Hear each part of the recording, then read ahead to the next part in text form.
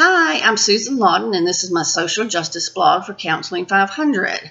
My golden rule of counseling, if I have one, which I really haven't set in stone yet, is right now it is to do my best. I'm learning, and I don't counsel anyone yet professionally, but I do talk to people in my job as a case manager and a social worker. And my Bible verse that I found that most represents the group I advocate for right now, let me read it because I didn't memorize it, is Psalm 71:9. It says, "Do not cast me off in the time of old age, forsake me not when my strength is spent." And I spend a lot of time talking to elderly people in the hospital because they constitute a large majority of who comes to the hospital for emergent care.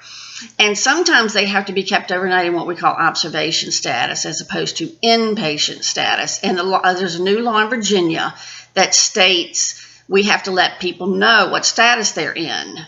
And it just means that there's a different copay and deductible potentially for Medicare. But one of the big differences is that Medicare does not pay for your medications when you're in observation status that you routinely take at home. But the catch there is that you don't know to bring the medications in with you to the hospital because you're coming emergently.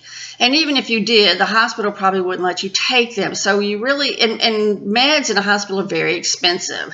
So I feel like that particular situation is a no-win for people, for elderly people in my hospital, and it infuriates me because they don't have an opportunity to know beforehand about this stuff. And so what I want to do is I want to take the information to places where elderly people gather, whether it be at churches on Wednesday nights or community centers or anywhere, elderly communities, elderly retirement communities. And I'm not an expert, but just to let them ask me questions, give them some information so they can find out what their benefits are through Medicare.